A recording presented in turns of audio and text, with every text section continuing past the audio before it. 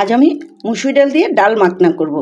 যেটা রুটি দিয়েও খাওয়া যায় বা ভাত দিয়ে খাওয়া যায়। কেউ ভাত খাবে, কেউ রুটি খাবে, কিন্তু এক একজনের এক একটা চাহিদা। এই জন্য আমি এমন একটা প্রসেস করছি যে সবাই সবটা দিয়ে খেতে পারে। তার জন্য আমরা এখানে একটা মুসুরি ডাল নেব। এটা আমি একটু ধুয়ে নিই। এই যে আমি ডালটা ধুয়ে নিয়েছি। এখন আমি কিছু কিছু জিনিস দেব যেটা সিদ্ধ করার জন্য। টমেটোটা দেবো, কারণ এখন এই টমেটোটা একটু শক্ত শক্ত, দেখতে পাকা কিন্তু প্রচুর শক্ত। এখানে একটা আলু কুচি করে রেখেছি, নতুন আলু, সেই স্বাদ হবে। আমিও নতুন রান্না করছি। একটু কাঁচামরিচ কুচি করে দেবো,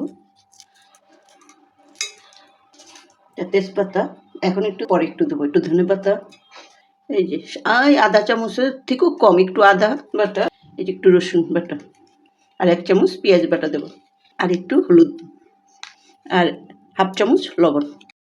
আমরা এই সব কিছু একসাথে মেখে গরম জল দিয়ে একটু সিদ্ধ করে নেব। এই যে আমাদের ডালটা সিদ্ধ হচ্ছে, কালারটা কি সুন্দর হয়েছে। আর একটু সিদ্ধ হবে, একটু সিদ্ধ হওয়ার জন্য আমরা ঢেকে রাখবো। আমাদের ডাল সিদ্ধ হয়ে গেছে, একেবারে সুন্দর গলে গেছে। এখন আমরা এটা সম্বাদ দেব। প্রথমে 2টা মরিচ দেব, একটা তেজপাতা। এখন আমরা একটু জিরা সম্বাদ দেব, সাথে কাঁচামরিচ, রসুন, পেঁয়াজ।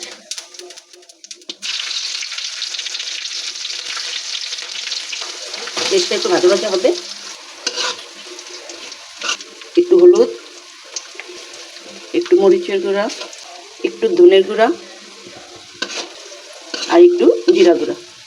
আমরা এটা একটু ভাজা ভাজা হলে ডালটা দিয়ে দেবো। এই যে ভাজা ভাজা হয়ে গেছে, এখন আমরা এই যে ডালটা দিয়ে দেবো।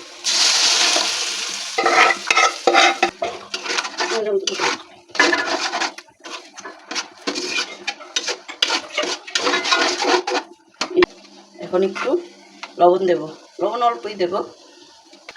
আগে দিয়েছি 1/2 চামচ, এখন দিলাম 1/2 চামচ। এখন আমরা একটু উতাল দেব।